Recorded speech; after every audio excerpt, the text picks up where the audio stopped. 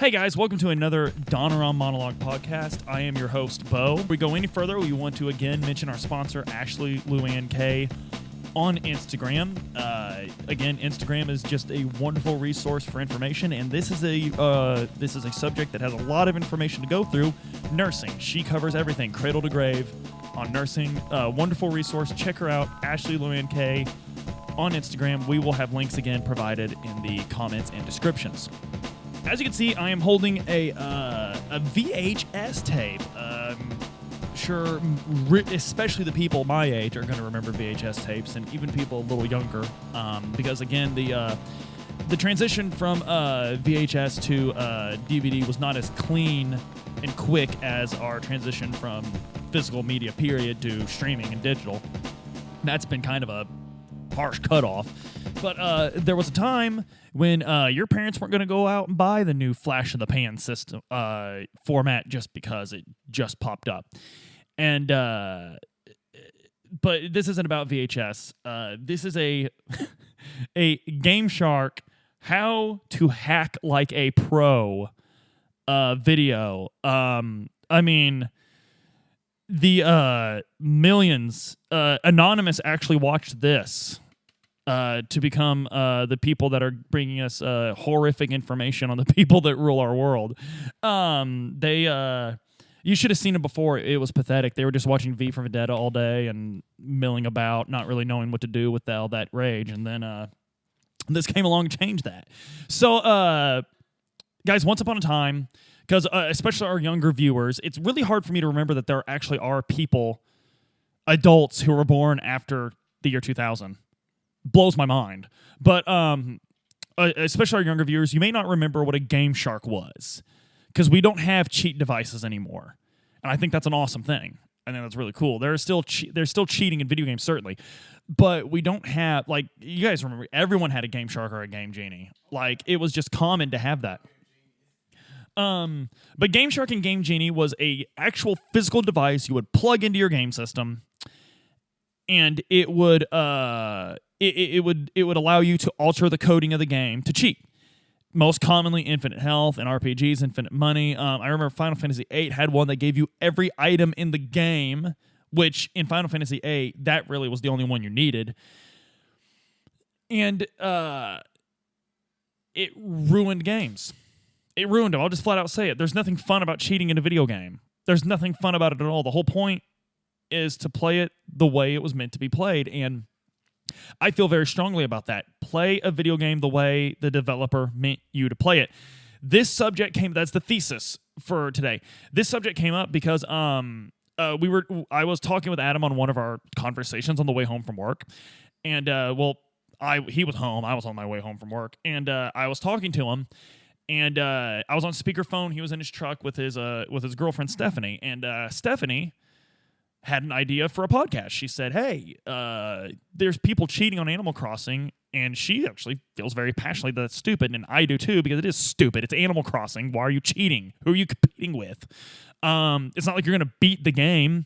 And what it is people alter the clock in Animal Crossing to get a lot of interest on their bells, to skip to events they want to see quickly, and that's not the point of Animal Crossing at all. My son's actually at home right now playing Animal Crossing, probably just chilling out with a Kool-Aid jammer and one of those Uncrustable PB&Js, and just chilling on the couch playing Animal Crossing, and that's how that game is meant to be played.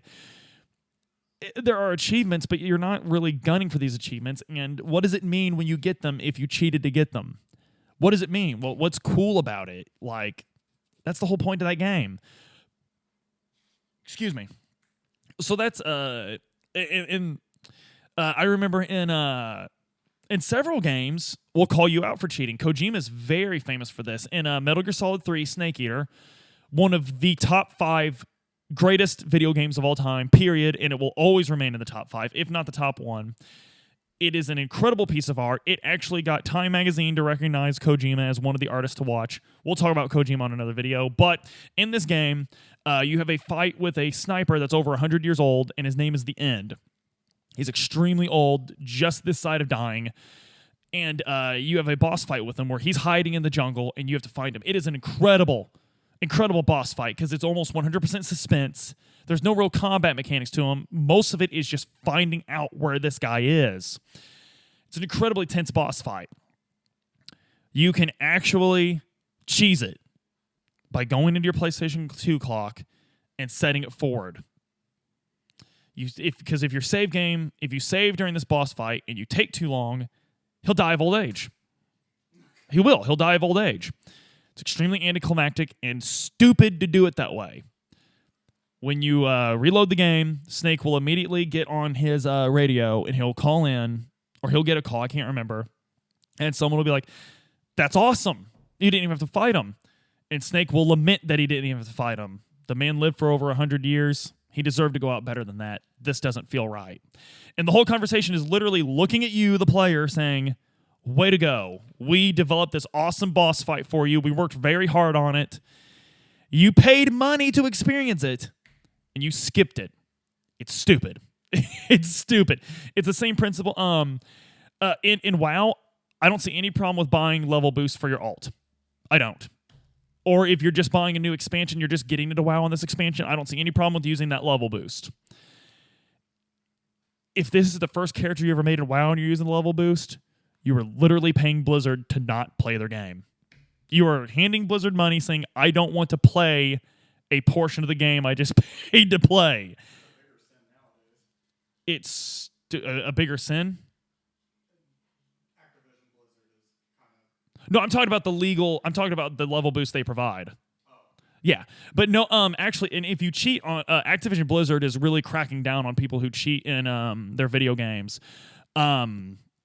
They're not really, and they're also cracking down on their professionals that support human rights. So the supporting human rights and cheating in their video games, Blizzard's not having it, baby. That's right. I'm coming after you, Activision Blizzard. Because if you watched yesterday's video, you know that we're growing exponentially, and that's the Goliath that this David is going to take down.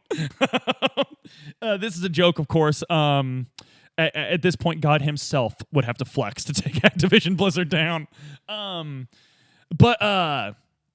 It just seems silly to me. Like, no one.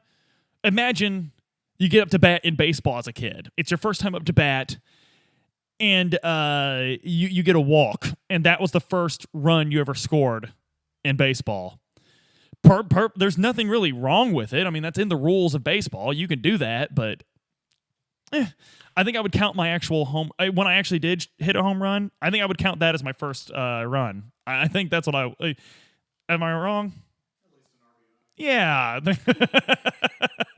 So, I don't understand cheating in video games. And again, in baseball, the whole point of baseball is competition. In video games, maybe it's not competition. Maybe you are just... the excuse I always hear is you're playing it for the narrative. This is actually a good point to talk about. And even nowadays on most RPGs, they have like a story mode where the game is stupid easy.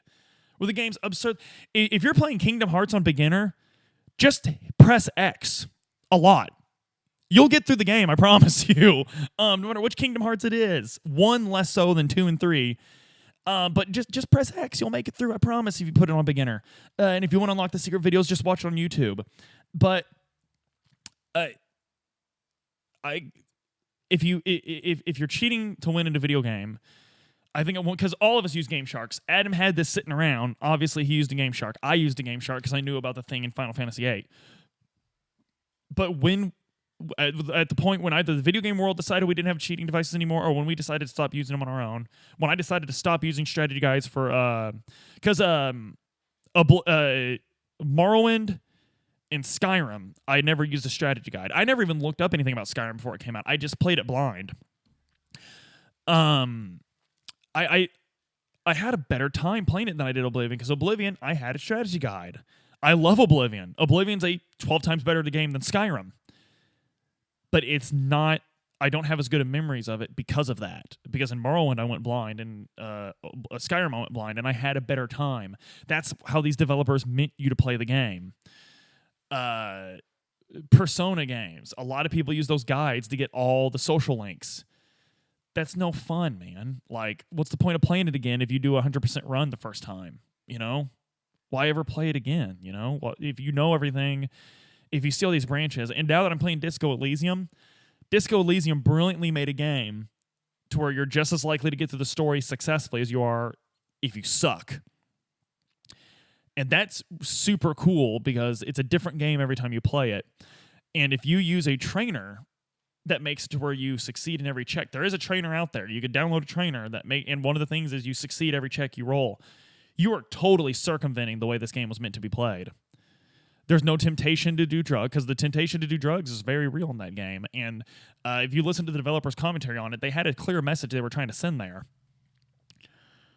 And I think it's, I don't know. There's just something very wrong about it. It would be like going to paying to go to a concert and putting on noise-canceling headphones so you can listen to the studio recording of the song. There's no point.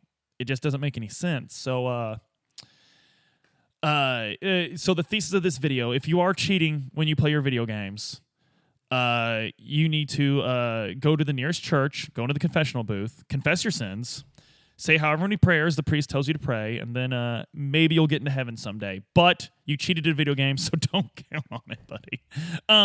No, video games are art.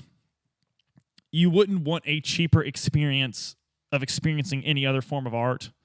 Why would you cheapen the experience of playing a video game, especially when playing that video game? I mean, especially when cheating at that video game requires you to pay to cheat at it. Because all these things that will level your character for you and WoW and stuff, you're paying that guy to do that. You know, just bear that in mind. And at the end of the day, these cheating companies are lying to you because you know what? You'll never be a pro if you hack at all.